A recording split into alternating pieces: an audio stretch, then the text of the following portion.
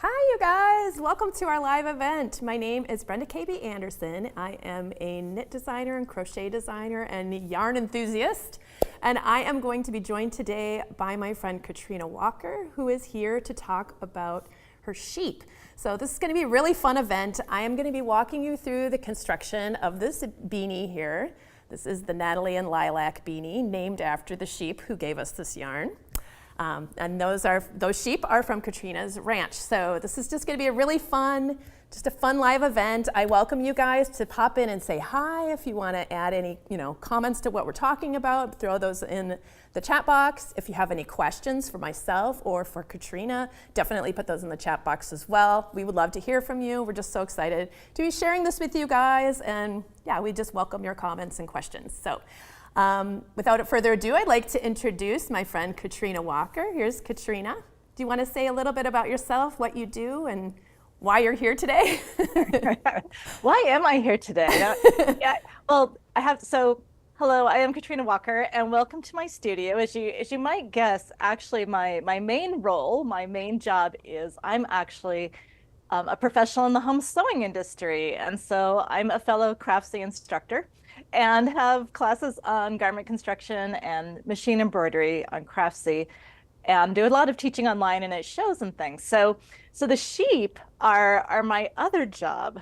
And so it's really fun because I get to actually really fangirl on Brenda because I've been a knitter for a long time. I spin, I tat, I do needle felting, I do a lot of things, but I'd never learned to crochet. And I'm also Clover's Tool School instructor. So of course we launched some new or wanted to highlight some of our crochet hooks. And so of course I had to learn to crochet so I could actually do it on camera. And so thank goodness for Brenda because I can now crochet. Aww.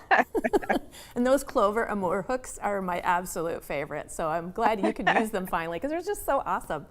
Yay. All Yay. Right. Oh, go ahead. Oh, that was pretty much it. So okay. Yeah, so I'm an author and educator and designer by day and a sheep herder the rest of the time. So she wears a lot of hats, this Katrina. Okay, well, I was thinking I'm going to start out by talking a little bit about this pattern, and we're going to get going on this, and we're going to kind of go back and forth between me showing you steps on the beanie and then Katrina talking about sheep and the process of making, going from sheep to a yarn skein. So just to begin this, I want to introduce you to this hat. This is the Natalie and Lilac beanie. Of course, like I said, they're named after the sheep. Those are the sheep's names. This right here is the Lilac, and this one is Natalie here. They're super adorable, and I wanted to have pictures of them here just to make it seem like more real. That's one of the things that I noticed one of the things I was thinking about when I was designing this hat. I already knew with the pictures, I already had the pictures of the sheep when I got the yarn from Katrina. And it just made it seem like more personal to me to actually know exactly where this wool came from, which is just something amazing about, nowadays it's like we're so disconnected from where stuff comes from. We don't know who grew our food or where the materials came from our clothes. Most people don't even think about that at all. So this is just kind of an interesting way to look at things, to slow down your your crafting and to actually feel like more connected throughout the whole process, which is really cool. So for this project, I wanted to showcase the different colors, or at least two of the colors that Katrina had sent me.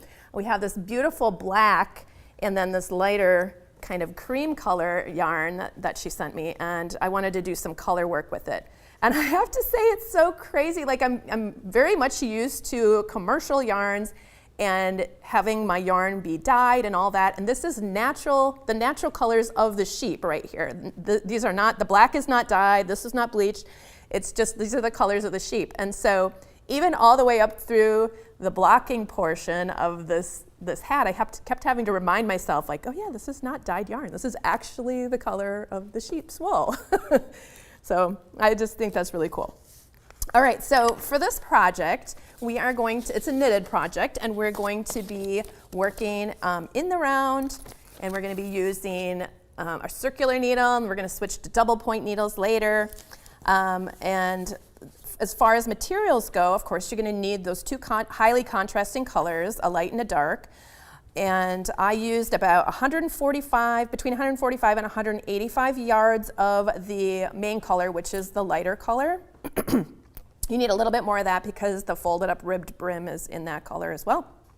And then you need somewhere between 67 and 84 yards of the contrasting color, the darker color here. And then you'll need 2 different sizes of circular needles. We're going to start off with a US size 2, which is a 2.75 millimeter circular needle. That's for the ribbing. And then we're going to switch that up once we start working on the slip stitch pattern, which is the color work section up here. We're going to switch to a larger needle. So we're going to be using a US size 4, which is a 3.5 millimeter needle for that. And then when it gets too small to be working on your circular needle, we're going to be switching to double point needles. So you're going to need 4 double point needles in a size 4, and that's a 3.5 millimeter size as well. And then I would recommend using a stitch marker to mark the beginning of your round. I like using a locking stitch marker because if I have to stop as I'm knitting on my circular needles and I ended, right at the stitch marker, then I can take my stitch marker and lock it through the fabric instead of just having it sliding around on my needle. But you can just, if you don't have locking stitch markers, of course, that's totally fine. You can just use, the ring style, and that'll work just fine. Okay, and then I wanted to mention that the yarn that I'm using, of course, this is the yarn from Katrina's Ranch. It is called Spoiled Sheep, and there is a link to get to her website, and on her website there is a link where you can buy the yarn.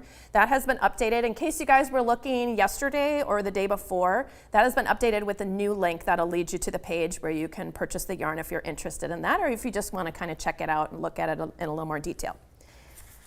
Okay. So I'm going to get started with, you can use whatever kind of semi-stretchy cast on you want. I like to use a German longtail cast on because it just, I don't know, it's just kind of my go-to these days. Let me see here. Just going to grab this. Okay, so I'm going to be casting on, don't look at the size of these needles. These are a little big. I should be casting onto my size 2 circular needle. So this is a 16-inch circular needle. These are actually a little bigger than a size 2, but that's what I have because my size 2s are being used for my future steps here. So ignore the thickness of my needle. And I'm just going to get you guys started. I believe there is a video for the German cast on the Knitting Circle website, so you can check that out if you need a little more detail. But I usually start mine with a slip knot, and I would give yourself about 3 yards or so of a tail before you make your slip knot, or you can just kind of twist your yarn. I think a lot of people do that to start out this cast on. So I've got the yarn that's connected to the ball right here on this side, and this is just my longer tail that I've already pulled off. And in order to do the cast on, we're going to swoop underneath these 2 and go up and catch that. And then we're going to go across to this one, grab that and pull it through that tiny little triangle there. And then I'm going to release with my thumb and tighten that up. Not too tight, but just kind of snug it up next to the needle. So we'll do that again. So we're going to go under here, go up, down through that hole from the top view. We're going to go on top of this strand and pull that strand through the tiny triangle and let your thumb go and tighten that up a little bit. So I'll do that one more time. So we go under both, over the top, bring it over to the other side, go down through here, and bring it through that little tiny triangle, like that. Okay, and like I said, you can do a different cast on if you want to. That's just how I like to start mine, and I just wanted to give you a quick, show and tell how to do that to get you started. So you're going to be casting on different amounts, of course, for the different sizes. Oh, let me back up. So there's 3 different sizes for this hat. The ribbing is extremely stretchy, so don't be fooled by the small circumferences on the ribbing. But let's see, the body of the beanie, so that's like the slip stitch pattern section. So that will measure 17.75, 21 inches, or 21.75 inches. It's all in centimeters as well in your download. If you think in centimeters, it's all listed there too. So those are the different sizes that we've included, and I would recommend finding a size that measures the same size as your head or up to 2 inches smaller than your head circumference, so that it has to stretch up to 2 inches to fit you. So somewhere in there, it's pretty loosey-goosey. There's 2 whole inches there to kind of play with. It's a fairly stretchy hat. Okay, so I've gotten, I'm actually doing a very small version of this hat. This is just a sample. You'll have a lot more stitches put on here before you start. But you guys don't need to see me doing, a million stitches of the same thing. So I just cast on like about half of what I need. And so I'm just gonna start by knitting. I have this is the strand connected to the ball here. And I'm going to start by knitting the first stitch through the back loop. So that normally we knit right here through the front loop, but we're just gonna put our needle through the back loop. And then we're gonna knit that stitch. And then the next stitch we're gonna purl, just like how we normally do. So purl. The next stitch we're gonna knit through the back loop. So this is knit through the back loop, purl as you regularly would, knit through the back loop, purl as you regularly would right here. And you're just gonna continue doing that all the way around. And around and around and around and around for many rounds, because I wanted the brim to be really long. I wanted it to fold up on top of itself so it's extra thick. Because the slip stitch pattern that we're going to be working on later is fairly thick and cushy and warm, and I wanted to make sure that the brim was warm as well.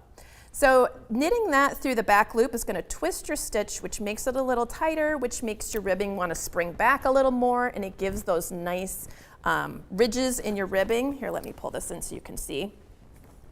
So this is what it'll look like.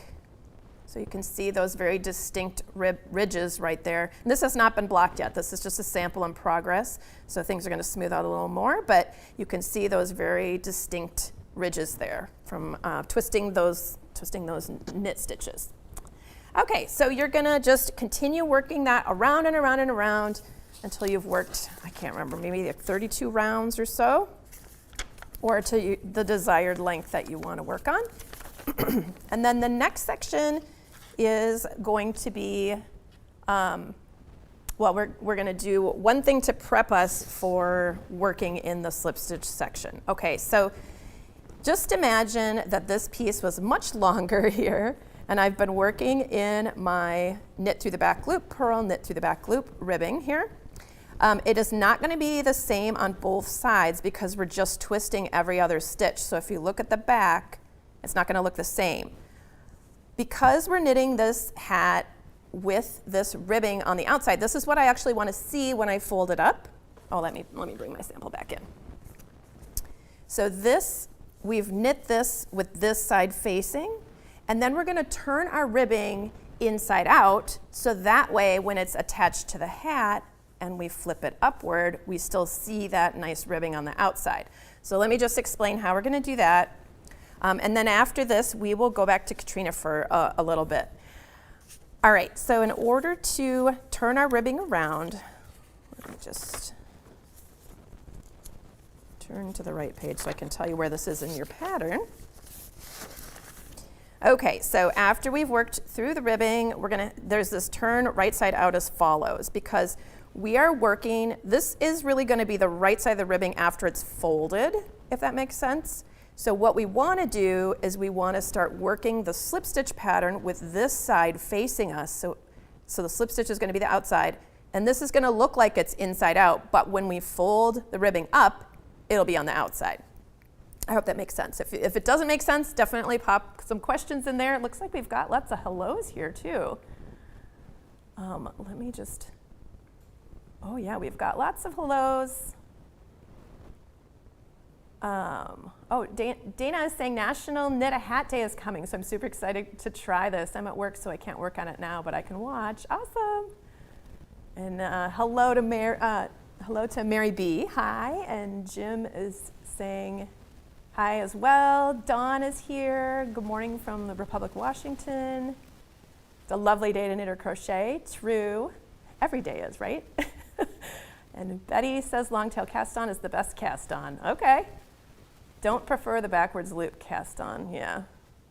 That's good for some things, but it's not my favorite either. Vanessa says, show how we should add the row marker. Okay, so you can add your stitch marker right at the beginning, so in between your stitches, whether you have a circular one or this one, it's just going to be in between your needles, and as you're working your way around, it'll just kind of sit there and you'll slip it every time you get to your row marker. Good question, Vanessa. And Jim is saying, will this video be available later so I can watch? Yes, you can. You can watch it whenever you want later. And Brat's mom says, sorry to arrive late. Hi Brat's mom, I'm glad you're here again. All right, so we've gotten through, you're gonna have a much longer ribbing section here. And we're gonna start, before we start the slip stitch pattern, we have to flip our flip our ribbing inside out. So the way that you do that is you're going to slip the next stitch purlwise, so with your yarn in the back. So you're just going to see, here's my yarn in the back, I'm just slipping this stitch, and then I'm going to bring the yarn to the front between my needles. So there's the yarn in the front, and then we're going to slip the stitch on the right hand needle, so that's here, we're going to put it back on the left, right there, like that. Okay, so that just kind of trapped our yarn behind that stitch is what we did. And then we can turn our work around this way, and the yarn will be coming from the correct side and it'll feel just like normal. So that's just the little process so that you can turn your work and start working around the other way. And some of you guys might be wondering, well, why didn't you just knit the ribbing the opposite way? And the reason I didn't do that is because I don't really like purling through the back loop, which is what you'd have to do to have that twist in it. So I just prefer to knit, when I'm making this half twisted rib, I just prefer to do it this way and then flip it. It might seem complicated, but once you flip it, you'll be like, oh yeah, we're just turning it inside out. It's fine. Okay, so we're all set up to start our slip stitch pattern, but I'm gonna throw things back to Katrina for a little while. And I would like to know, Katrina, first of all, I wanna ask you did you grow up on a farm, or like how did you kind of get into the sheep farming? I'm just curious about your origin story with the sheep. Okay, well, actually, I did actually grow up on a farm. I'm from Eastern Washington State, which, hello, my friend of Republic. When you grow up on a wheat farm, you basically have no neighbors at all for many, many miles. But we had livestock, and actually, strangely enough, we didn't have sheep. I actually raised hogs growing up and showed them competitively in 4-H and FFA. My dad was into cattle. We had cattle. So all these things, but I grew up learning to do livestock evaluation, to do judging competitions and that sort of thing. And I never thought I would do any of it as an adult. I mean, I went back east to school, so I was like, I'm out of here, done with it. So, but I came back to Washington State and found myself actually running a 4-H program on the Olympic Peninsula in a little town called Chimacum. Some of you may, if you're a Pacific Northwesterner, you may know where Chimacum is. Otherwise, I'm sure you would not. But it's where there was a famous book back in the day called The Agonai. And this was back in, I think the 60s or 70s. I think it was in the 60s. At any rate, that's where it was based. So if that gives you any house for Jefferson County. And one was basically being hired to be the livestock judge.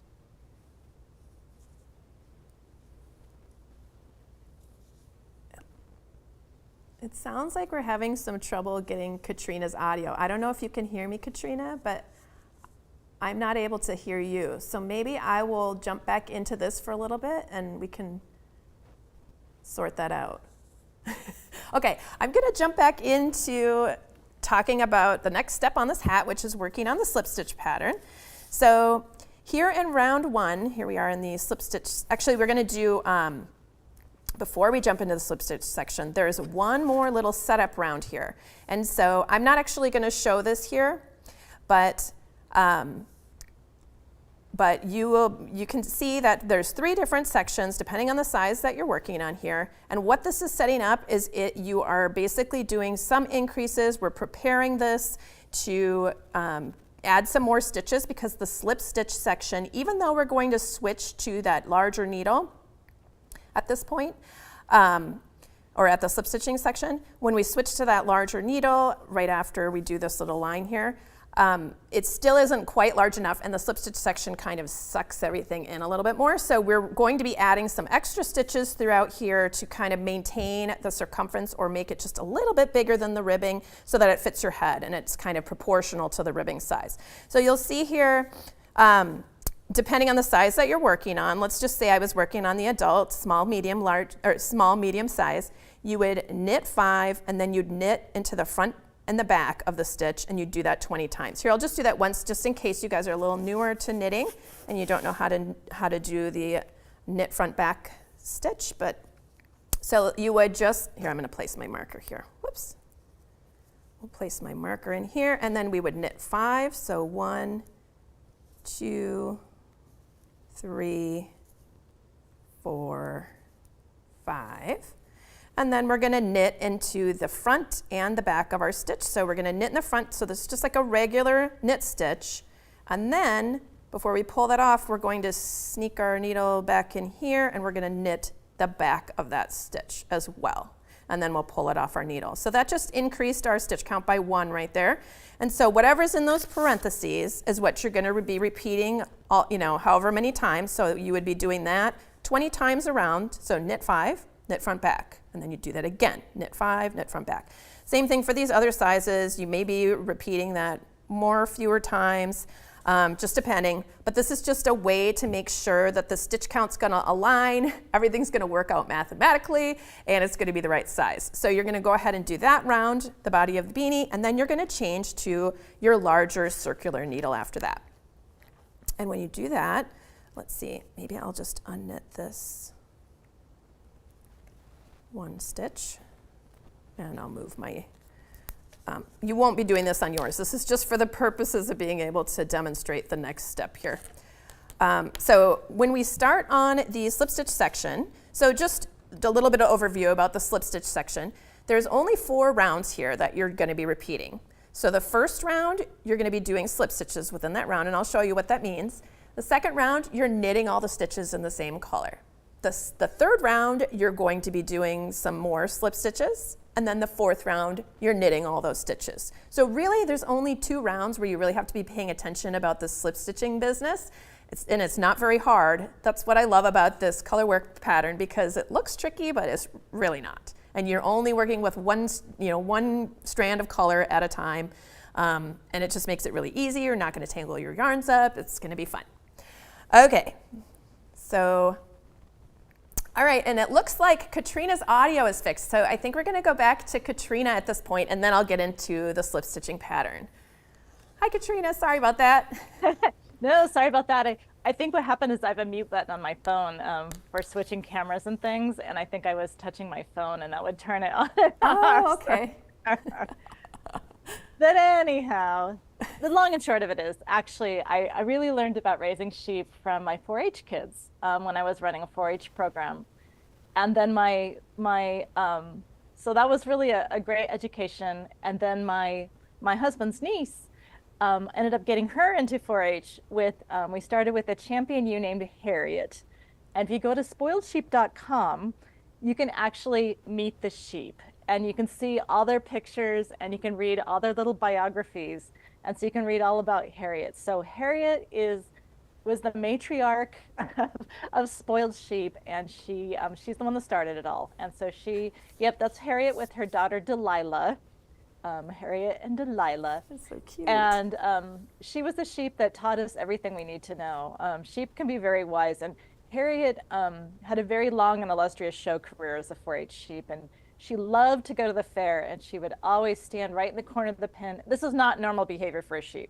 Normally they just don't like strangers, but Harriet loved to go to the fair. So she started it all, and then just learned along with my 4-H kids and my husband's niece, how to prepare and show champion fleeces and things. And then when we moved to the ranch here in Spokane, we brought her sheep with us because she was a basketball star and didn't have a lot of time for her sheep at that time. So we brought her flock with us, and then I added to it. And you know, the sheep have been coming and going.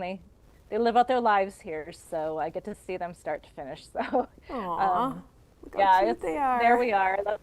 That's our little Rose Butte Ranch, you know, out here, and so they have a very cush life, the sheep. But that's, you know, I've always been involved with, or at least when I was growing up, apart from the 8 years I lived back east, and was in investment banking and things like that. I pretty much have always, you know, really loved livestock and working with them. And I think with sheep, there's something really special about the relationship with sheep. Yeah, we can tell. Look at that picture of you.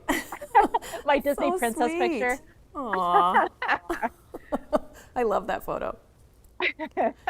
All right, I'm going to show the next step on this, and we're going to kind of be going back and forth between my little tutorial and then Katrina talking about more about her adorable sheep. Okay, so here we are in the slip stitch section. We've already done our setup round. We talked a little bit about that. The slip stitch section, we're going to be working round one in the same color as we did the ribbing in, so we're not changing colors yet. So we're going to knit one, just a regular knit, not through the back loop like we have been. So there's our knit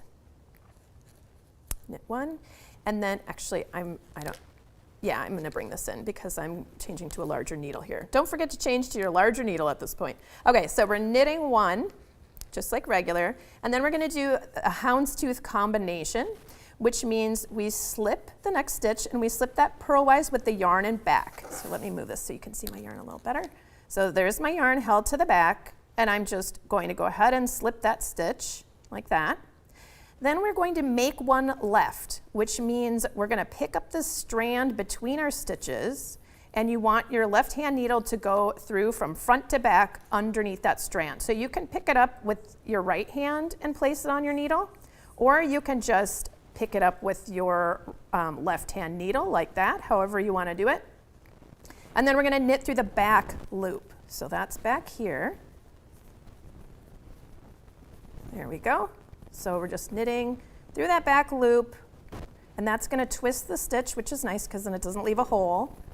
And then the next, we're still working that houndstooth combination. So first we have a slip one purlwise with yarn and back, then we have a make one left, now we have another slip one purlwise with the yarn and back. So every time you're slipping your stitches, you're always going to have the yarn in the back, and you're always slipping them purlwise in this pattern. Okay, so we're going to slip that one, and then we're going to knit the next stitch, which is right here. And then we're going to count back 4 stitches, 1, 2, 3, 4. And we're going to grab that stitch, the 4th stitch from the tip of your needle, and you're going to pull it over all of the other 3 stitches that are on your needle, like that, and drop it off. So you have that little horizontal bar going across, and it sort of groups those 3 into, a group of 3. And then after that, you're going to repeat. So we're going to do a knit stitch. Just a regular knit. Now we're going to do our houndstooth combination. So slip one purlwise, and then we'll make one left, and slip one purlwise with yarn and back, knit one, and we're going to count 4 stitches back, and we're going to raise that 4th stitch up and over the other 3 and off the needle, just like that. So you may notice we're making one every time, but then we're decreasing because we're pulling a stitch off every time. So we're maintaining our stitch count. So you're just going to do that all the way around that first round. So that's round number 1 of your slip stitch pattern. By the time we get back to, we're going to do another round of this lighter color, and then we're going to switch to the darker color after that, and then we're going to go back and repeat. So by the time you do this round number 1, the next round, it's going to look a little different because you're going to be pulling up some strands of black because you've already worked black. And we'll get to that in a little bit, and I'll show you what that looks like. But it's not always going to look exactly like this. The stitch shapes will be the same. The motions you're doing is exactly the same. But it's going to look a little different because you're going to be slipping stitches that are of a different color. So it's going to change how this looks a little bit. All right.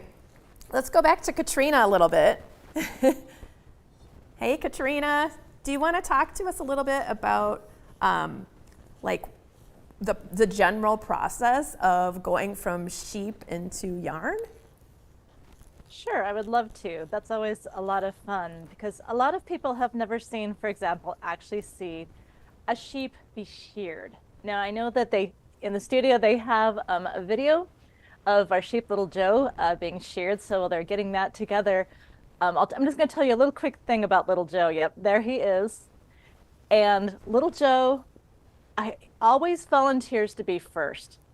So when Little Joe was very young, he he's a very woolly sheep. He's a Romney Rambouillet cross. And Little Joe's face is very fuzzy, so he gets wool blind. We have to trim his face every so often.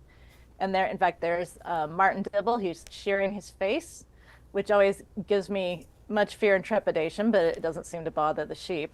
But at any rate, Little Joe, one day we went out and here was Little Joe just laying there despondent. And I'm like, Little Joe, what's wrong? And his wool had grown up enough to where he felt like he couldn't see very well. And so he decided, I think, that he was doomed. So we ran and got the little shears and trimmed up his face, and then he jumped up and ran to the feeder and was all happy again. But Little Joe always volunteers to be the first sheep to be sheared. And so he's always waiting at the gate to be number one.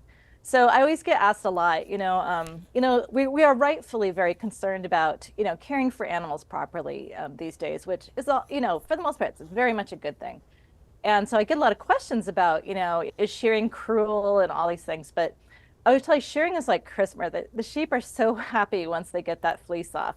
I mean, in terms of enjoying the process, they probably enjoy it as much as the average 3-year-old does. But, for the most part, our shearers are very gentle and, they do care about the animal's welfare. And they come off, they handle them very carefully. Because, I mean, I don't want my sheep injured. I don't want my fleece damaged.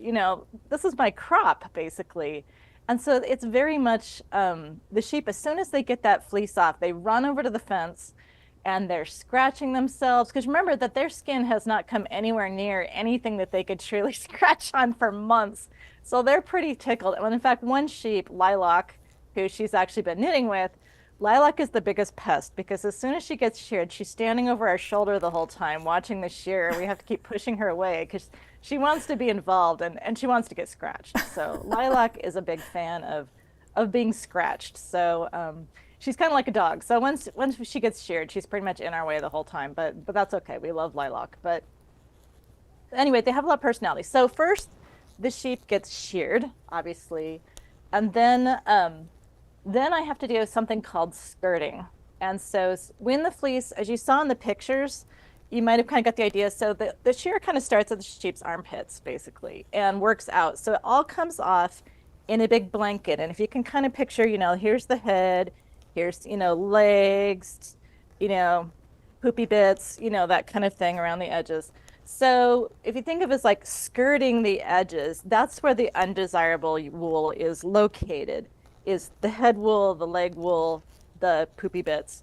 So you take all that off, and what's left is more like the usable yarn. Now, when I say usable, there's something really exciting that's happening in the world of wool right now. We actually have a processor with a pellet mill up in Deer Park, just north of us. So now all my waste wool, anything that doesn't actually go into the yarn, now gets made into wool pellets that are used for a mulch, for soil amendment. It's just amazing for the soil. So start looking for, those of you who like to garden, start looking for wool pellets.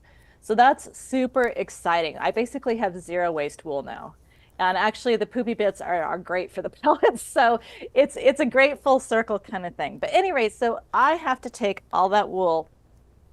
And in fact, rather than talk about it, why don't I show you some of this? So sheep are very dirty. Okay, so here is some wool, and actually I'm going to put on my other overhead here. So just to give you an idea, so when the fleeces come off the sheep, this is a Wensleydale fleece. This is some Romney. It's very dirty. So sheep have kind of a sweat. It's not precise. Well, it basically is sweat, and we call it soont. And you can see how it looks kind of yellowish. That's from the lanolin also. So it's very greasy. It's very dirty. It's usually full of weeds. So I have to pick all that stuff out. It doesn't just magically come out. What happens one of the big differences between, say, the wool I produce or the yarn I produce and commercial wool yarn, where it's done in big batches, is that they don't have to do like the initial skirting that I do as the sheep is being sheared, just pulling off the what's obviously not going to be used. That's pretty much all the skirting that they do because commercial wool actually goes through a process called carbonation. And what that is wool has a very high resistance to acidic things. So they actually will dip it in a solution of hydrochloric acid. And then they heat up the wool, and that literally burns out all the vegetative matter. We call it vegetable matter. VM is what we call fleece contamination. And so that process of dipping in an acid and heating it up carbonizes out any little bits of weeds and hay and all that stuff that fleeces are full of. So that's how they do it in the commercial world, but yours truly gets to handpick all of that out of my fleece. So it can take sometimes a few hours at least for me to go through a fleece and get it ready to be made into yarn. So once I've got that fleece as clean as I can get it. So if you have spoiled sheep yarn and occasionally find a little fleck of hay, well, just please, forgive me, because believe me, I have touched every inch of that yarn's fiber. But anyhow, so then it goes to the processor where it goes through a process of first washing. And they'll wash out the majority of the lanolins. So like, for example, so again, I'm just going to use since I have my Wensleydale fleece here, or my Wensleydale cross actually. So like, here's the difference between the raw fleece and just, I didn't soak, this was only one wash bath. So my processor will usually do a couple of wash baths. And sorry, I'm not sure why my focus isn't a little clearer here. But you get the idea, I think. But any rate, so this is very, very much whiter once the lanolin is washed out. This is from the same shearing. But again, the actual processor will usually do a couple different dye baths. Just see if my other camera looks sharper here. Nope, that's a little too close. Anyhow, I think you get the idea. Yeah, we can see there's a really big difference between those two, Katrina. Yeah. That's a huge difference. It's significant. So, it's like when people buy raw fleece, it's like, don't judge it until it's been washed. But anyhow, so yeah, but then it goes through a process of, it then goes through what's called a picker. So that literally picks apart, you see how this kind of wants to, it clumps together. It comes off the sheep like a blanket, it sticks together. And then, so it goes through a picker after it's washed, and that separates out the fibers, makes it in this big fluffy cloud of fiber. And from there it goes into the carding machine. And then if it's going to that would make bats or roving. And then if it's going to be spun, a lot of times it'll go through a pin drafter, and that could make, that's called more of a top. And then of course it's spun and skeined and all that kind of stuff. But that's the basic process. Wow, thank you for that. That's a lot of information and so neat to see the differences between the wool that you showed us. That was just like night and day there. So I'm curious about the carbonization process. Putting it in the hydrochloric acid, I know you said wool has a resistance to that, but like, does that change other properties of the wool? Like, does that make a difference for those commercial yarns where they're just inherently different once they go through that process compared to your yarn because it doesn't go through that process?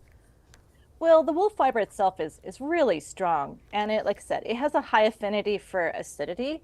This is why we use acid-based dyes to dye wool, because wool has an affinity for acid. So its chemical linkages are very strong, and they're not really affected. Now, alkalinity, so like bleach, for example, bleach is a strong alkaline, and wool literally dissolves in bleach.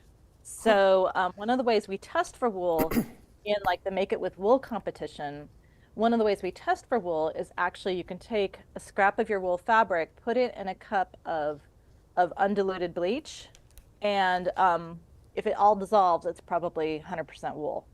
So some of it, you may be left with a few things in it that those are, there might be, some polyester fibers in there, some spandex fibers, whatever, but we test for that. A really rudimentary test is to put it in bleach. But anyhow, so go back to the carbonization. I don't think it actually damages the wool, but in my opinion, my yarn, because, or any kind of yarn that you've bought from a processor that's been hand processed fleece by fleece, it's going to feel different because like my wool still has a little bit of the natural lanolin in it. It still has that, it's still kind of sheepy, you know? I Yeah, mean, I it's can not a feel that. strong And scent, I right? notice that when I'm working with your yarn. I'm very much used to working with commercial yarns, and this just feels different. Like it feels like I would, I could tell that there's something different going. Like it's almost like it has lotion, but it's not lotion, it's not sticky or anything like that. Right, But it it's not feels sticky. conditioned in some way Yeah. where it doesn't stick to you. I have really dry hands, and I normally like get a little cringy when I'm working in the winter with wool, and it kind of like sticks to my fingers, But this feels so different to me. So that's what in my opinion, that's the biggest difference is that with my wool, because it's not carbonized, the lanolin, I mean, lanolin is a commercial product also. So, it behooves, the producers to remove the lanolin from the fleece because obviously then it can be used in cosmetics and things. Lanolin is the closest to human skin oil of all, non-human oils. So it's very, very good for your skin. But anyhow, that's I think the biggest that, and Brenda has noticed it too, is just, it's a difference. I mean, it sounds like a cliche or a marketing slogan, but it's a difference you can feel. Yeah. I mean, it feels different. I don't think I think it feels less harsh. There's this wool is actually, it's sorted by different categories of the diameter of the yarn. So you have fine, like your merinos and your rambouillets. You have your mediums, which would be, like your Corriedales and even like some of the breeds like Dorset and Polypays and things would be more kind of a medium. And you have what we call coarse breeds, which would be our Romneys and most of our long wools, my Wensleydales, that sort of thing. But there's this kind of a misnomer that coarse means rough and harsh. And it's not true at all. I mean, I tell you that any of my Romney yarns can go right against your skin unless you're extremely sensitive. But I think part of it, in my opinion, part of it is because it's not completely stripped out. And I mean, with commercial yarns, they have to add back in oils in the spinning process to make up for the fact that the lanolin's been removed, but they don't have to do that with my yarns. So, yeah, it's just different. And the only thing it's been exposed to is soap and water. So, I just think that's better for everybody. Yeah. And like what you were saying about it feeling something being coarse, but it's not itchy. Like I can feel it has more texture to it, but it's not itchy at all. Like it's not. One thing that I do sometimes when I'm like trying to decide, what I want, if I want to make a cowl or a sweater or something that's going to go next to my neck, which is the place that I'm the most sensitive, is I'll like put a little bit of yarn and wear it like a necklace for a while and just see if it's annoying or not. And I was like, like I can feel the texture in this. I wonder what this would feel like as a sweater. So I tried that out, and not itchy at all. But yeah, I know, I understand what you're saying. It does have a coarser feel, but it's not. Yeah, it's not itchy at all. Yeah, it's really not. It doesn't mean that it's rough. Right. Yeah. It's just the diameter of the yarn is very different. Well, do you want me to talk a little bit about yarn fibers and some of the differences? Sure. I just So they want to can pop in see? here real quick just Yeah. to show you guys. So I worked all the way around on that round 1 of the slip stitch pattern, and I've started working on round 2 because all it is knitting every stitch as it comes up. Here's the end of my round. I've just started knitting my stitches, and then after this, I'll pop back in and show you the next step. But yeah, take it away, Katrina. Oh, no problem. I can talk about sheep all day, so just interrupt me whenever you need to. But I was just going to show some samples, and I may need to refocus a camera here real quick. But and maybe adjust the exposure. But one thing that really affects the quality of yarn is something we call crimp. And we're talking about these various kinds of yarn And the yarn diameter is one thing, but and excuse my this is what livestock people's hands look like. So please excuse. I have to put on fake nails when I need to look good on camera. But anyhow, so this is some Romney fleece. Let me grab just a couple different samples here. Some different fleeces so you can see the differences. So this is a Romney fleece. Now Romney, actually, it might be a Romney Rambouillet cross. And so a Rambouillet is a fine wool, and a Romney is coarse wool. So when you breed the two together, you get some really nice results. So I really like my Romney Rambouillet crosses. But you see how it looks, there's like little zigzags. Just hold still so my camera can focus a little better. That looks better. Okay. So you can see like those little zigzags. That's what we call crimp. So crimp varies a lot from breed to breed, and it can be whether it's fine or coarse or anything in between. And we also have things to consider like what we call staple length. So in this case, the top one is a Romney. That's a long wool. The one below it, this is actually Natalie. This is actually one of the fleeces that Brenda's knitting with is Natalie, and this is some of her raw fleece from her shearing in 2021. And you can see that it's not as long as the Romney. Now let's compare that to the shearing from the same exact year. Go back over to my beautiful Wensleydale samples. So look at the difference here in length. Let's, actually, maybe it's better this way. Okay. So I'll just line up the roots here. Actually, it goes that way. And so, can I even get the Wensleydale on camera here? So one of the things that's kind of crazy about when you're breeding and you're processing this into wool is that this Wensleydale fleece, and see how big the crimp is in it. It's super big compared to down here with Natalie with a little bit finer. And this is nothing compared to a merino would have an even finer crimp than that.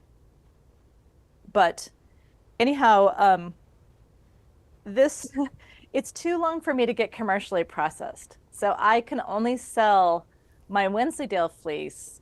I sell it actually as raw wool, and it gets made into doll hair, usually, and Santa beards and things. And you saw how brilliantly white it is when it's washed.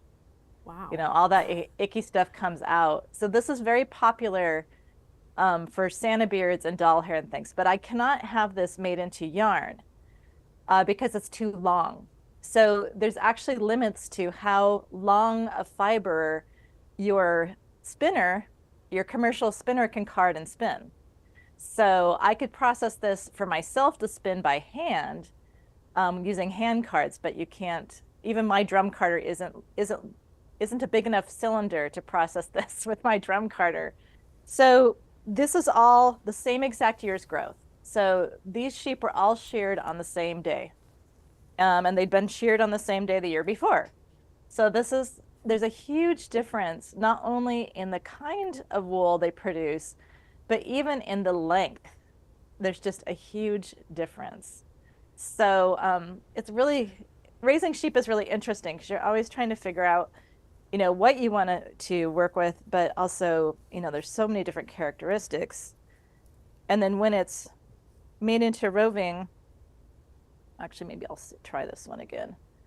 So when it's made into roving, like this is, just lower this is a roving, just hold still here, of a Corriedale Rambouillet cross. And do you see those? I think if I hold still, there we go. There's little slubs in it. These are called neps. And for some reason with some Corriedales, they're very prone to producing neps, these little balls of fiber. And it's just this particular sheep, it's just part of his character. I've researched it, what can I do about it? Basically, I just have to accept that. So his yarn, when it's spun, it's going to be irregular, just very slightly irregular, which can sometimes drive the spinner I've had some commercial spinners where if the yarn wasn't absolutely perfectly smooth, they get kind of irritated about it. But knitters don't seem to mind it. I don't mind it. I think it's beautiful. But there's different characters to it, and these nips don't really show up until it gets processed. But anyhow, and it all knits up differently. The amount of crimp in it really affects the way that it knits up. So like here's a swatch from Nicole, and then compare that to, say, this is a Wensleydale. So I showed you that really long lock. This is May. This is not the same Wensleydale sheep, but the fuzzier yarn. So the fuzzier yarn, see how it fills in the gaps better? Let's see, what size needle? This was a size 9 needle. I'm not sure why she knitted these on such a large needle. Okay, so Nell's was actually knitted on size 3 needles, and this was not knitted on size 9 needles. But even though this was knitted on a considerably smaller needle, because of that big crimp, so here's, Nell was pretty much a purebred Wensleydale.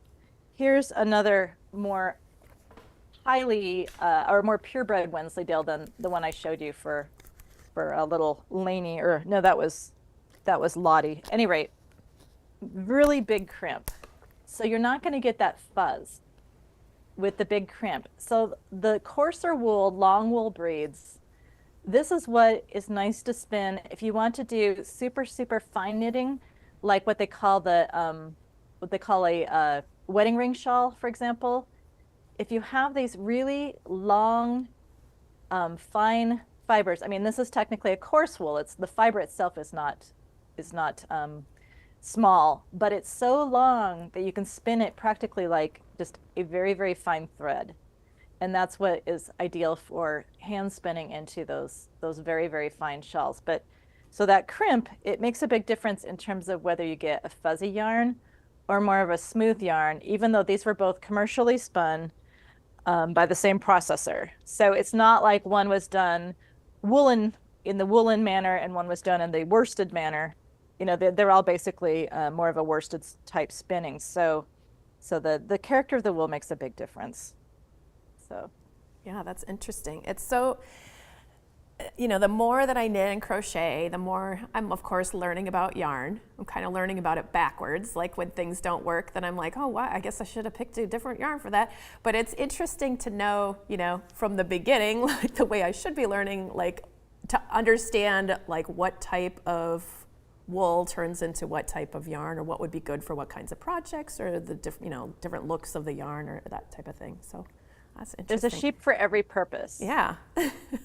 So I mean, in all seriousness, so like sheep evolved with us. I mean, I think this is my hypothesis of why people love sheep, because we are so, our paths as a civilization have been so intermeshed with sheep.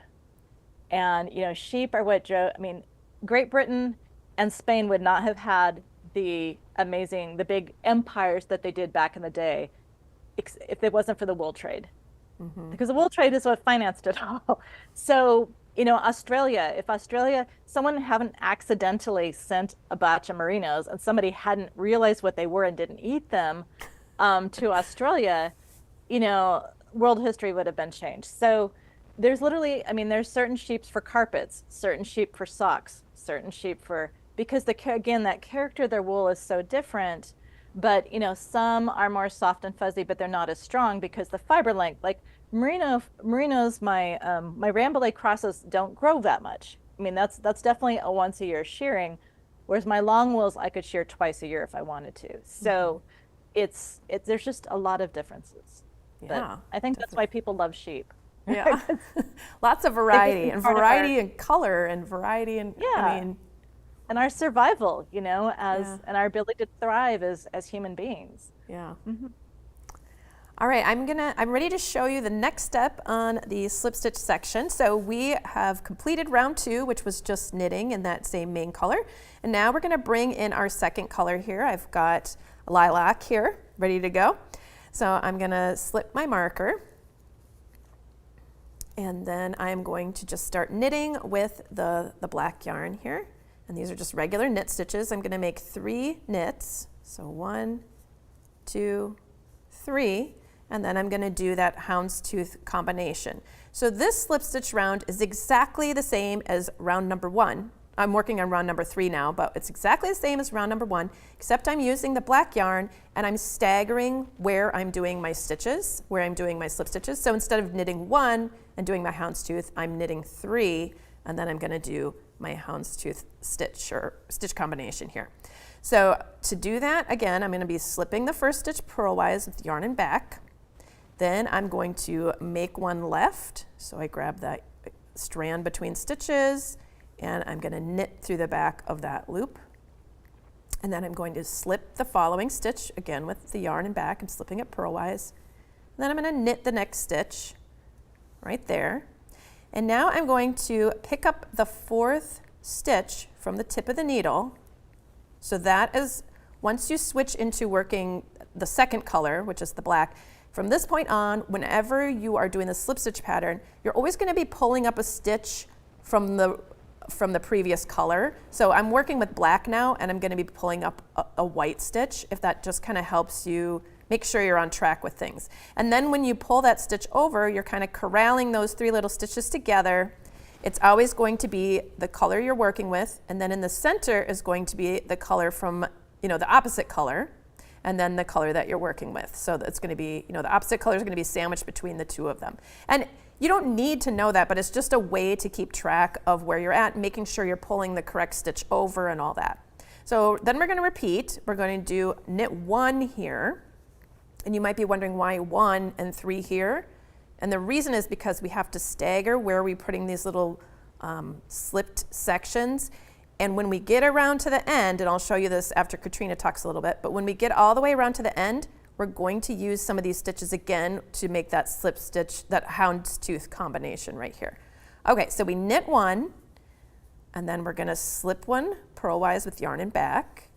Then we're going to make 1 left, right there.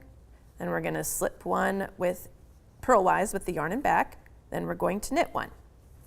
Now we're going to pull the 4th stitch up and over the last 3 we made, like that. Okay, and then we'll repeat that. So knit, slip, then we make 1 left,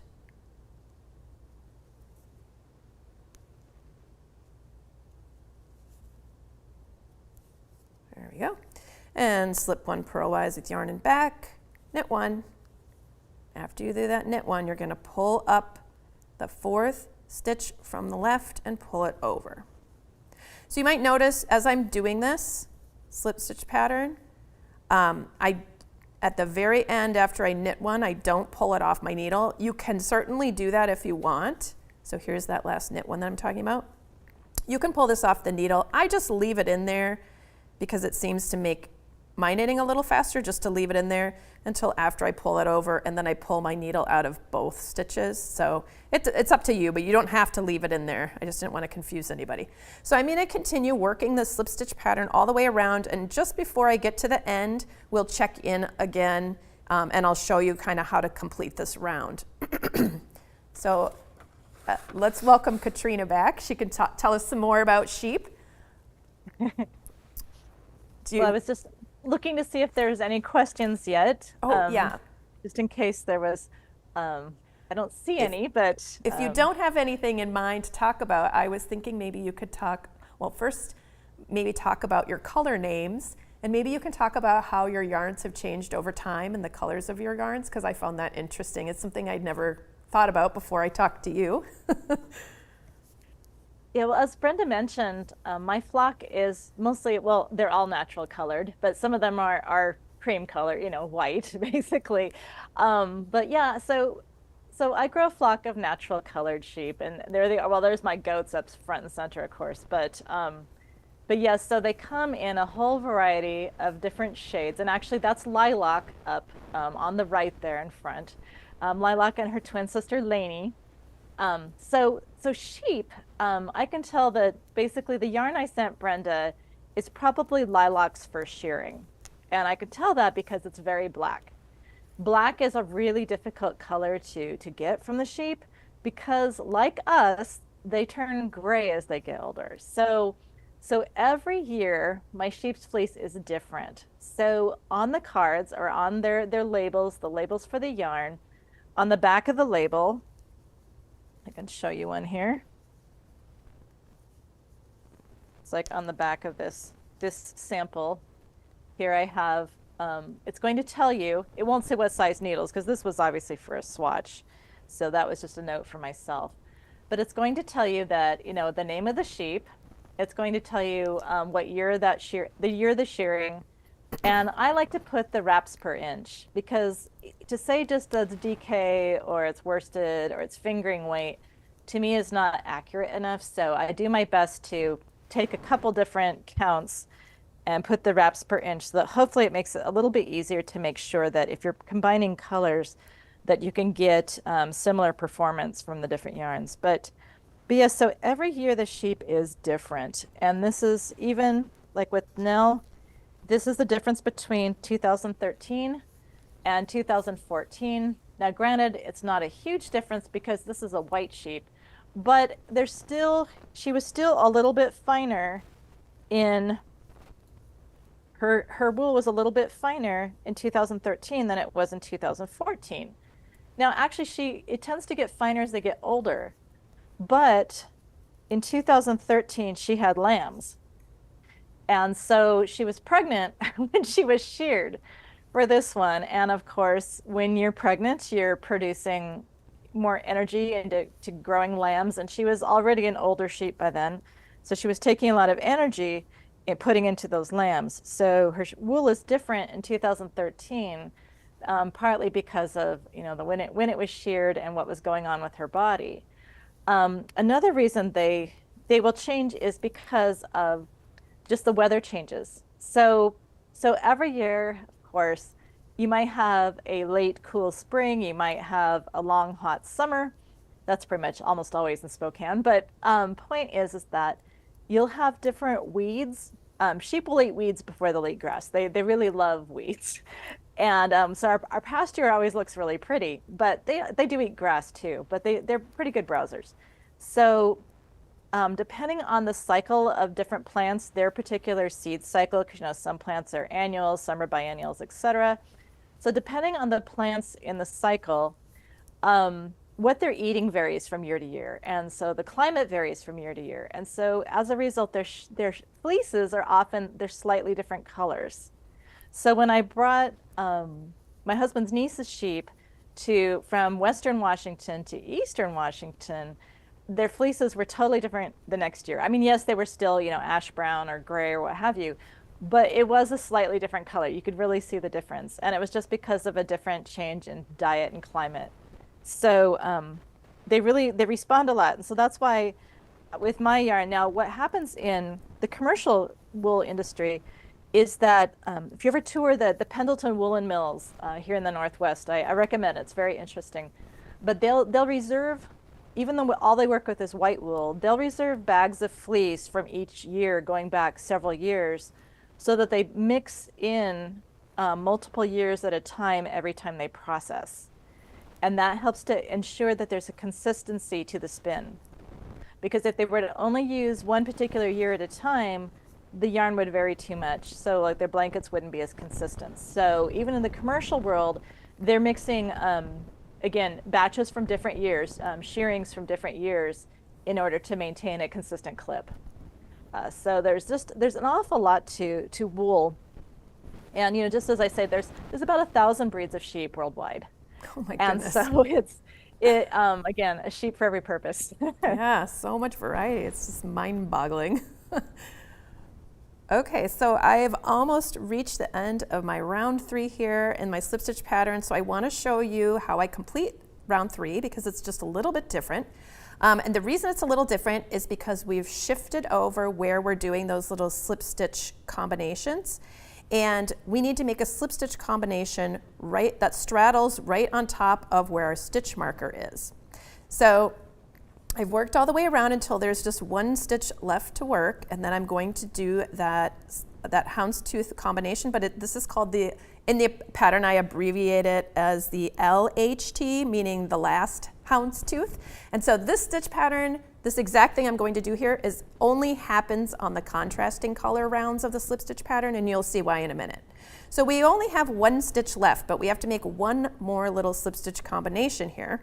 So we're going to slip that stitch purlwise with our yarn held in the back, and then we are going to make one left. And so we'll just pick up this. Actually, we're going to remove our stitch marker so it's out of the way. We're going to make one left with that little strand right there on top. So that means we just pull it up on our needle and we knit through the back of it. There's our knit. And then now this is where our stitch marker was, but we're going to be using these next two stitches in this combination. So the next stitch, just like before, we're going to slip it with the yarn in the back, and don't mind that it's a black stitch, that's okay. And then the next stitch is going to be knit. Okay, so keep in mind those two stitches are the first two stitches of the next round.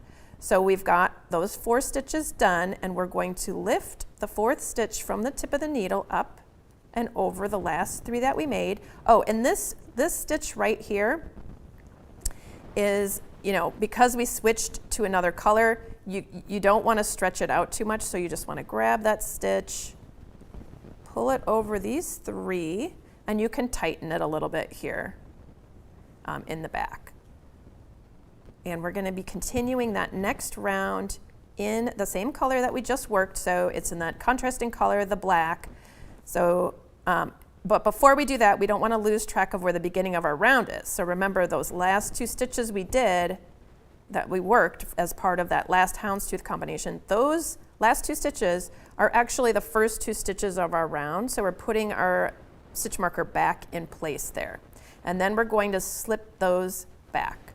So now we've got our stitch marker in the correct place, and we're just going to continue working our way around. On the next round, we're just knitting every stitch all the way around. So we're just going to knit every stitch as they come up.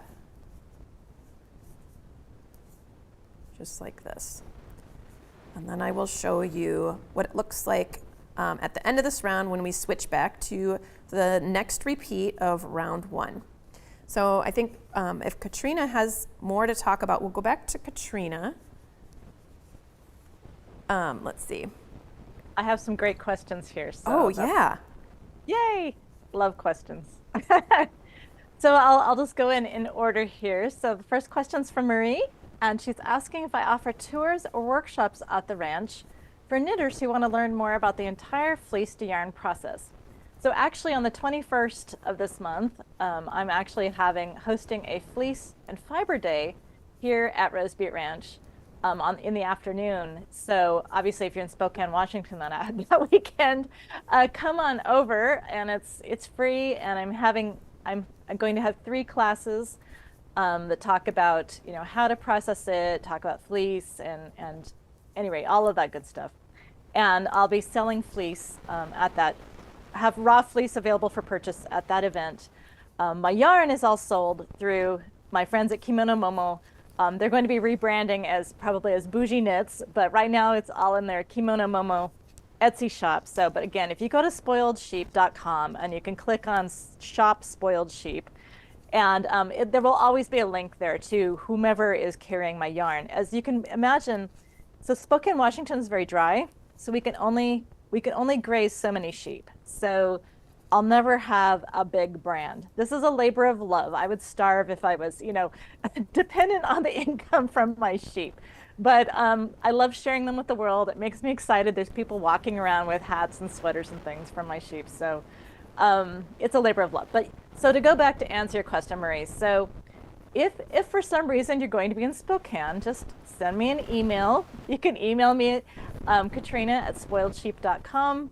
Or through the website, or even through my regular website, katrinawalker.com, and just ask, because honestly, in exchange for some labor and helping me skirt fleeces, I'm usually more than happy to teach you all about it. So right now it's mostly on an informal basis. So if you're willing to put in some work helping me skirt some fleeces, I'm more than happy to teach you.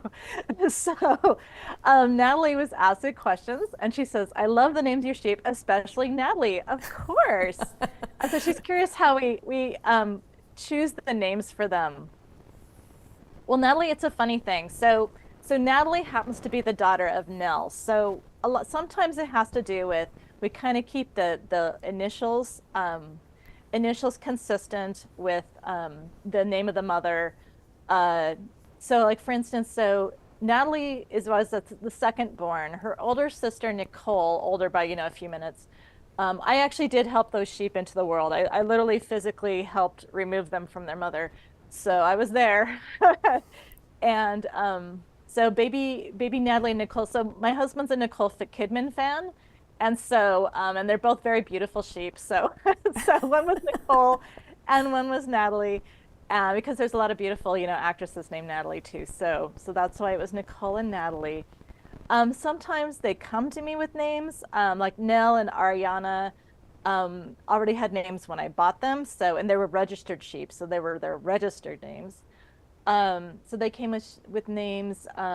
My Gotland cross sheep all, of course, had very Swedish kind of names. So there was Thor and Magnus and Ava and Freya were my Gotlands. So I'm really hoping to get more Gotland sheep. So they will probably also have very Scandinavian names. So that's kind of the sheep naming basis. Lilac and Lainey were actually named by some of our young farm workers. So they each got to name a sheep, and they named them Lainey and Lilac. So it all just depends. Let's see. So Carol was asking approximately how many yards can you get from one sheared sheep? Well, I'm glad you asked, and this is why I actually have my FAQs. They're on the website too. I keep stats on all this stuff because I'm curious too.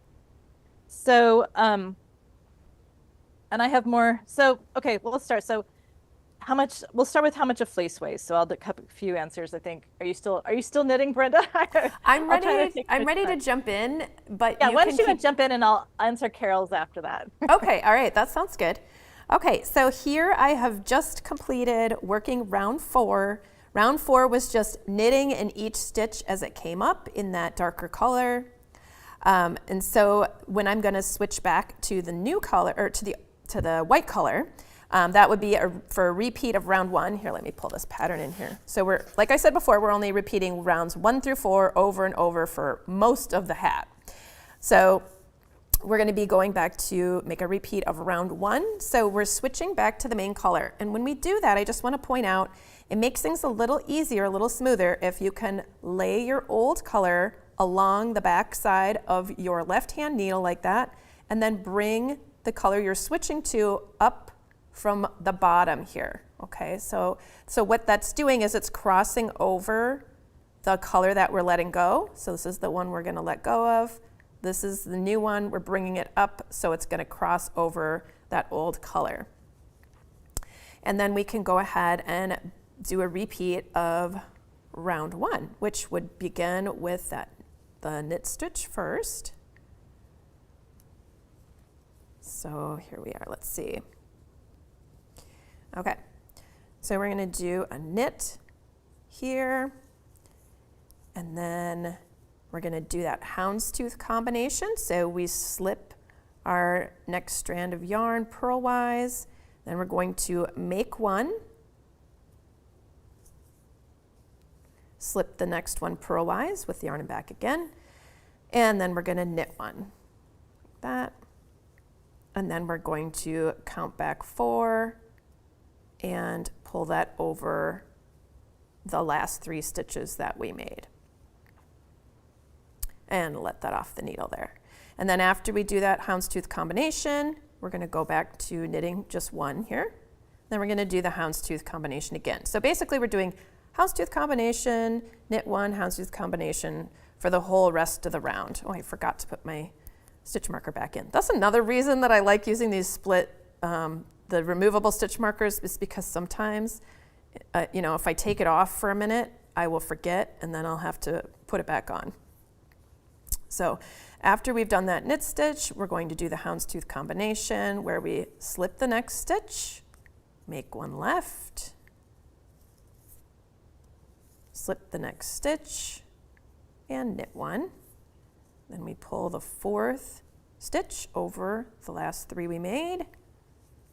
Kind of corrals those three together. And like I said before, when I was working with the black, it was, it was the opposite of this, but we've got the color that we're working with should be on either side of the center color, which is the one from the previous section of color. That didn't make much sense. Let me try that again. So the color that we're working with, after we've done that houndstooth combination, you should only have one strand of the opposite color right in the middle of those corralled three stitches right there. So then I'm going to knit one here, slip, make one left,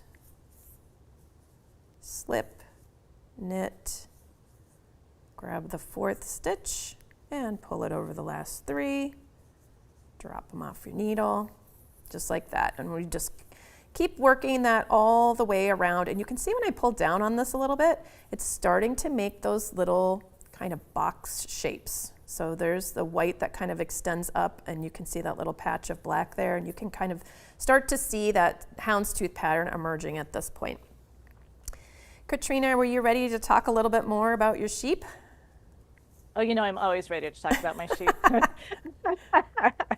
But I hope everyone is enjoying this project as much as I am. I was so excited that someone was going to do color work with my natural colored sheep, and I was really bummed because I didn't get one cast on myself before this event. But now I'm really glad because watching Brenda is just such a treat, and all the things that I probably would have got wrong, now I think I can do them all correctly. So we're learning so much from each other today. That's why I love these events. Oh, it's so fantastic. I love it. But I'm so glad Carol asked that question. So Carol asked, approximately how many yards of yarn can you get from one sheared sheep? So I'm going to back up just a little bit. And so just because you might be curious kind of how it all ends up. So we'll start with how much does a fleece actually weigh? So I talked about the skirting process a little bit. So after skirting a fleece, depending on the size of the sheep. Now, my little Gotland sheep are, you might guess, Gotlands, the Shetland sheep, the Icelandics and things. Those are kind of what we call our primitive breeds, and they're really small.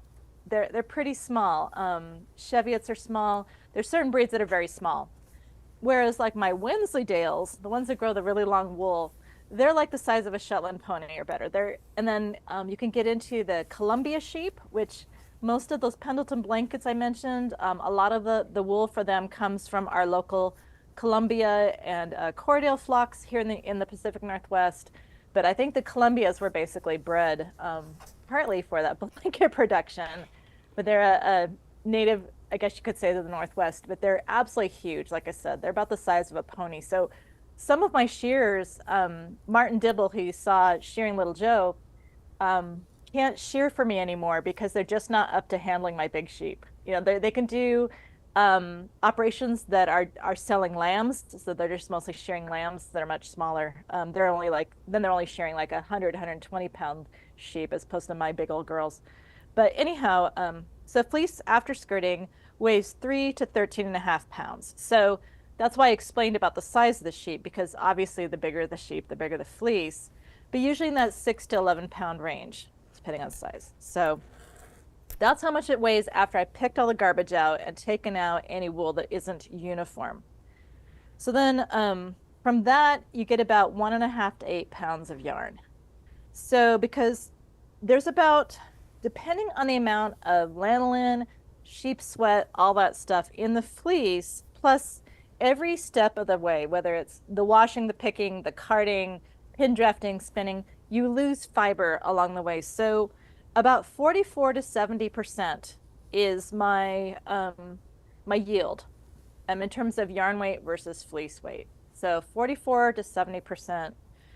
So what that results in, now most of my yarn is, it's worsted weight.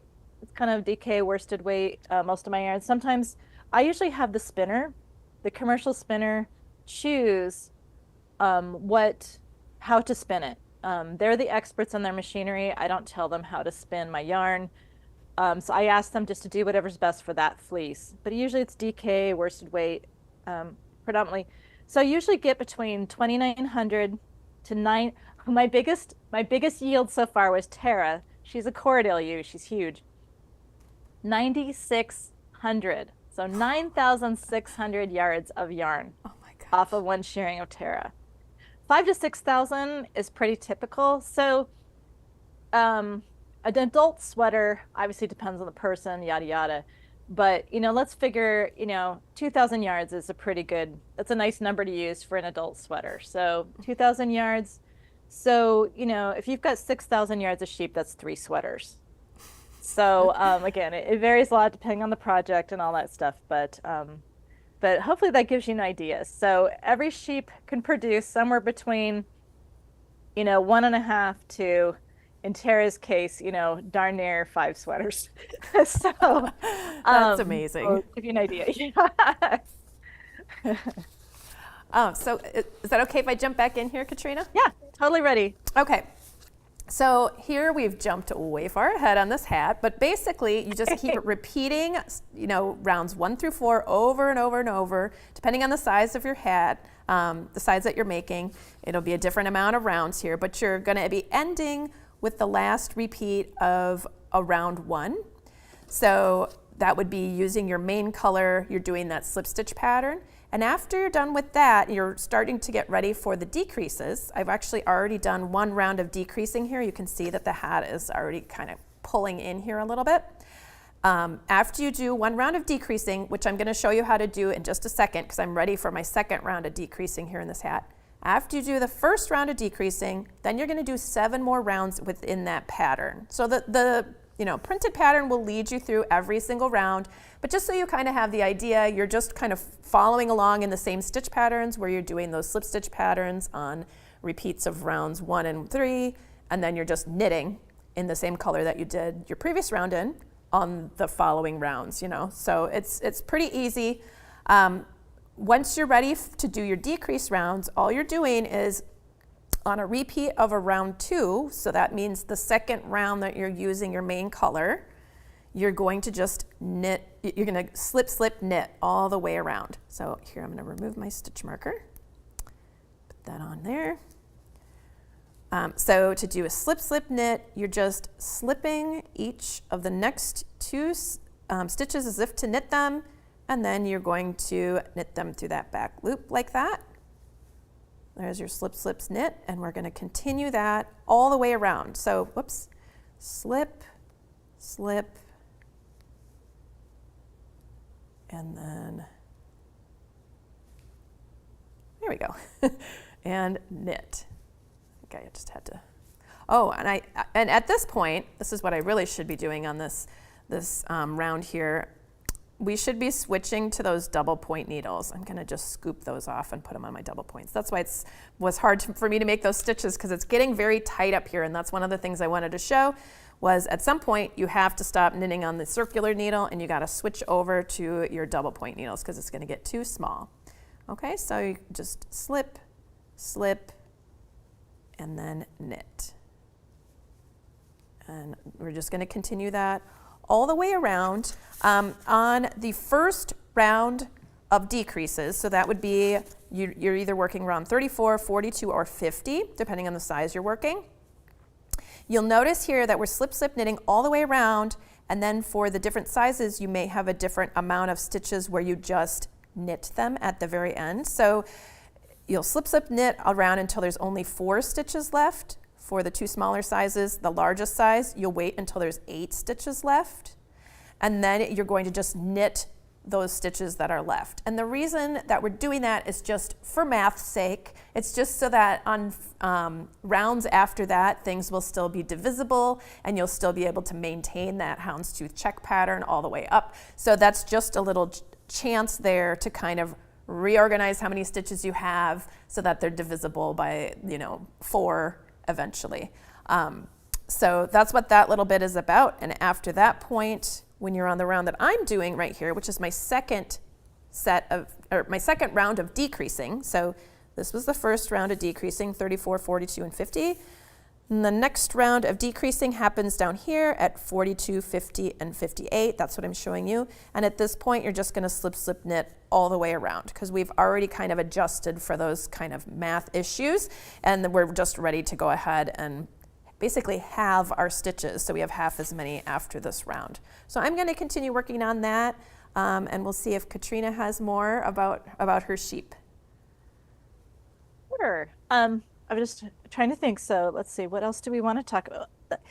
Sheep, people are sometimes curious about, the sheep themselves. And, sheep, they're somewhat long-lived in the sense they have about the same lifespan as a dog. And what I'm really hoping for today is I hope that, I see I had a very nice comment that, that commented that the classes taught them a lot about wool and sheep from fiber to project, or we even here in the Northwest, maybe this is a national thing, but we have competitions called sheep to shawl, and it literally is teams of people, and they have to spin the fleece, and then let's see, sheep to shawl. So let me think. They don't have to wash it. They can have it carded and ready to go, so that we don't have to start from total scratch, but they actually do have to spin it and then weave it into a shawl within a very short period of time, and it takes teams to do this, and they can have the loom warped, so they don't have to warp the loom as part of their time. So that's a good thing because it really takes a lot of time. But anyhow, I really hope that a lot of people aren't aware that the sheep industry is really going through a very difficult time right now, and wool in this country, or wool worldwide, is having a very hard time because the only kind of wool that people are buying is merino because they recognize that. And as knitters, I just would strongly, and crocheters and weavers and all that, I would strongly encourage you to support, your independent, it doesn't just have to be spoiled sheep, obviously, but just support, your local wool producers. Look in your states to see if you have sheep and fiber festivals. And just really encourage you to work with different breeds. Some breeds are actually, my sheep Ariana, now she's passed from very, very advanced old age. She was, deaf and blind. Deafness isn't such a problem. When they get blind, they have to, they listen for the rest of the flock, and they do really well unless it rains. Luckily, it's very dry here, but when it rains, they get really confused because they can't hear the flock as well. So then you have to go out and rescue them. But any rate, but Ariana was a Leicester Longwool. And the Leicester Longwools are what they actually raised in colonial Williamsburg. So it's a very old breed. It's a very historic breed. It's fairly coarse, so it's really good for, personally, I think Ariana's wool is quite nice, but it's really good for more like sock yarns and things. It's sturdy, because back in the day, they didn't have polyester. So you have different types of yarn, different types of wool, depending on what you're going to do with it. I have a friend who spins in the grease.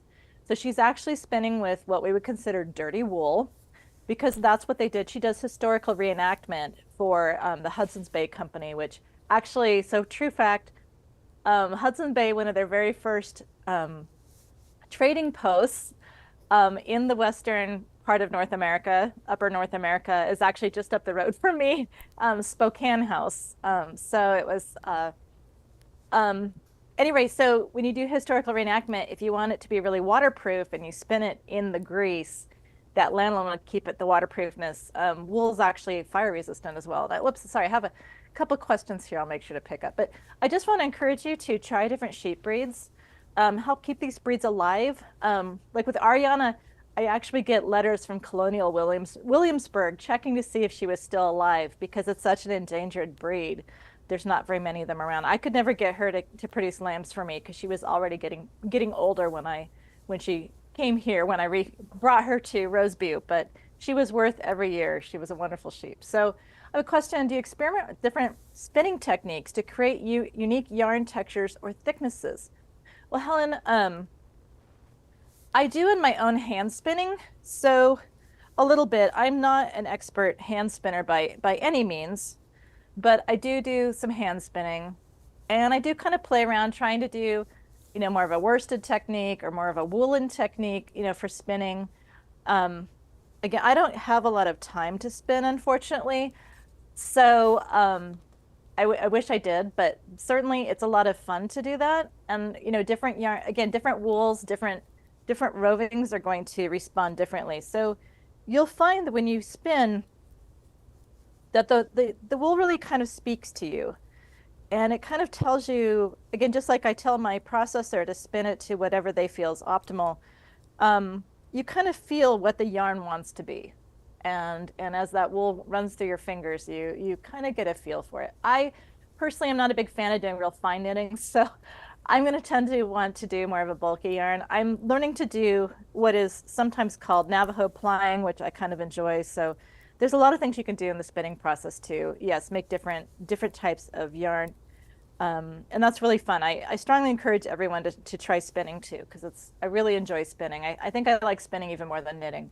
But Wendy was asking, is there a particular fleece from a sheep in your flock that holds a special place in your heart or stands out in terms of quality? Well, Wendy, that was probably the toughest question I think I could answer. I really love my sheep. So, well, I will tell you that my sheep Thor. So Thor was a Gotland cross wether, and he was my bellwether. So literally the bellwether. So wether is a neutered male sheep, and the bellwether would have a bell around his neck, literally physically a bell around his neck, and he would be kind of work with the shepherd in a sense that the shepherd could tell where the flock was because of the bellwether.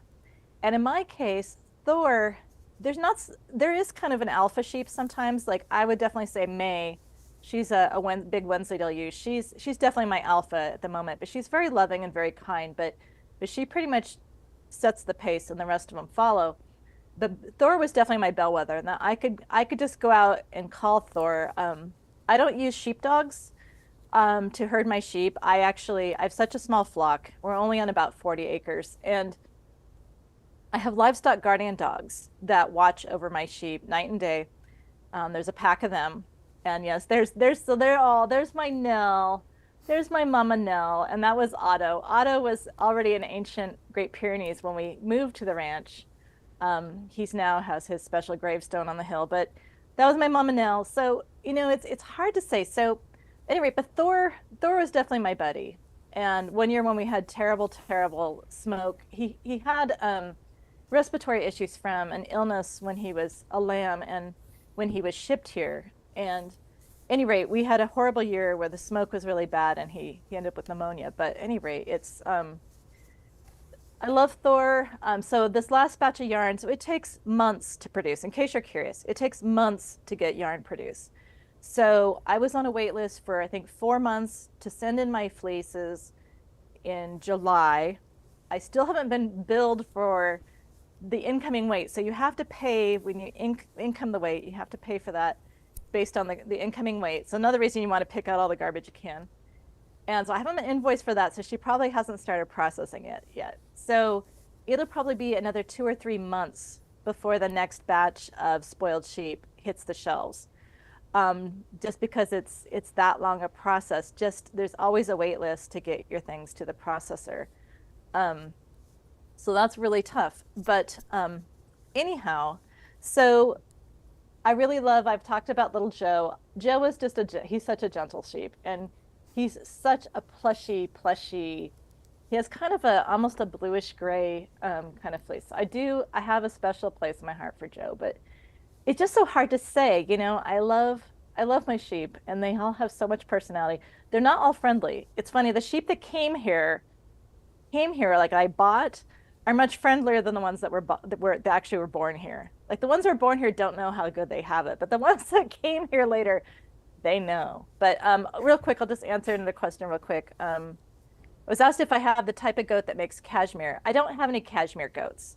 I did have 3. I'm now down to 1. I had 3 Pygora goats, and Pygora produce a fiber that ranges between mohair and cashmere. So there's 3 types of Pygora fleece.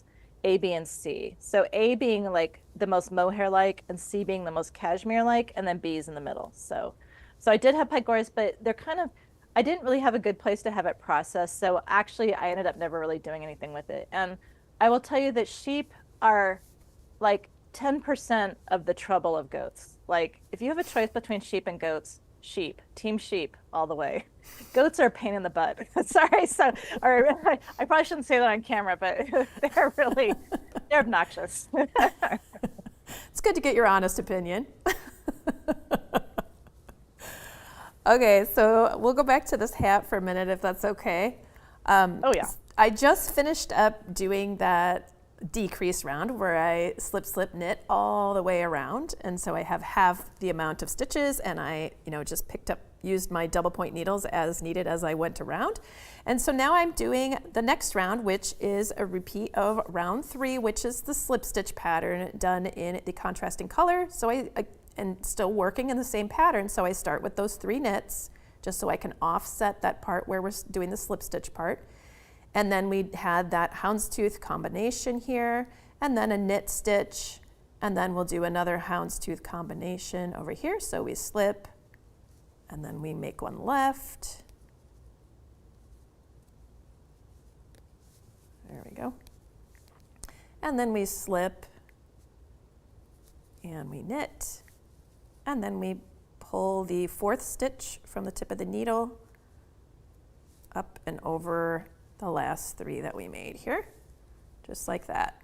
So we're just going to continue working that all the way around, that same exact pattern, and it'll kind of, because we condensed our stitches into half as many stitches as we had on the previous round, we'll have half as many of those little blocks of color around the hat. But it makes a nice transition from the stitch pattern. It just kind of, fades up and gets fewer stitches around, or fewer groups of those kind of clumps of color around until we get to the very top of the hat. So we're just going to continue working this slip stitch pattern all the way around. The next round is just completely knitting in that contrasting color. And then on the following round, we do another repeat of round 1. So that would be with our main color once again. And then on the round after that, that's when we slip, knit all the way around to decrease for the very top of the hat. And then all you need to do is just cut your yarn, run it through all of your remaining stitches, and draw the top of the hat closed. So it's just very, very easy. So we're just about finished with our hat. So Katrina, I was just wondering if, before we go, I'm just curious, what is a day in the life of Katrina Walker like? Like, how much of your time is spent doing your sewing stuff or your teaching, and then how much is spent with the sheep? Like, how do you balance all that stuff? Oh, well, it seems like a lot. Yeah. Well, I keep hearing about this mysterious thing called work-life balance, and I really have no idea what people are talking about. Like, what is that? You do what you have. Right. I don't get it. Well, honestly, the sheep are they're very low key. Day to day, they really don't. I'm lucky that our sheep are on pasture. So this time of year, there's not a whole lot to do. Obviously, make sure they have plenty of fresh water. Make sure, make sure the spring's running. Make sure that, if someone's limping, figure out why it's limping. That kind of stuff. So that's a nice thing. So really cleaning, we have to clean out the barn several times a year. So that's a big day. That's always a nice weekend project. And then, good thing we have tractors. And then the big day is shearing day. So shearing day is huge, and we have to shear them. They need to have their hooves trimmed at least once a year, sometimes twice. And they get their wormer and their vaccines, every spring too, because there's certain things that they can be susceptible to, including tetanus. So you don't want a sheep dying painfully of tetanus. But day to day, my studio looks out at the sheep pasture, so I can kind of monitor what's going on. And like I said, our dogs will let us know if we had a sheep that was down a while back. I have a lot of elderly sheep in my flock, and so actually little Joe and Lainey, Lilac's sister, are in basically our convalescent pens. So they're not really interested in rejoining the flock. They just want to lay around. So they're in their pen and they're enjoying life and getting treats. And, they may spend the rest of their life there. I don't know. But I have a lot of really geriatric sheep. So that does take a little more work because you've got to keep an eye on them because they're just getting up there. So, But the day in the life, it's really hard to say. It just depends on how much because I just got home from the Great Wisconsin Quilt Festival, and then I'm flying on Thursday, but that's actually just to go visit our kids in Nebraska, but I've got Houston coming up. So it fluctuates a lot. There's no real rhythm to it other than obviously counting noses every day, making sure everybody's okay.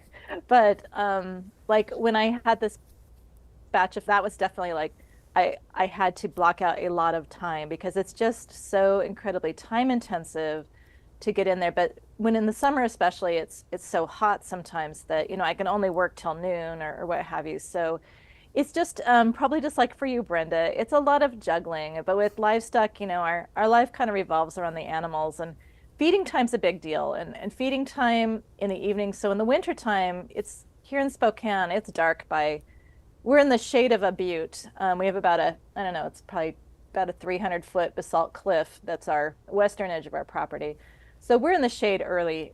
So we usually feed about 3:30 in the afternoon because by 4 o'clock or so, it's dark. And so feeding time is really when we kind of check in with everybody, make sure everyone's okay and nobody's missing or, nobody's limping or, what have you. So that's really kind of the big maintenance. Yeah. And that's treat time. So actually that's little Joe on the right. Joe loves treats. He doesn't want me to touch him, which kills me because he's so cushy.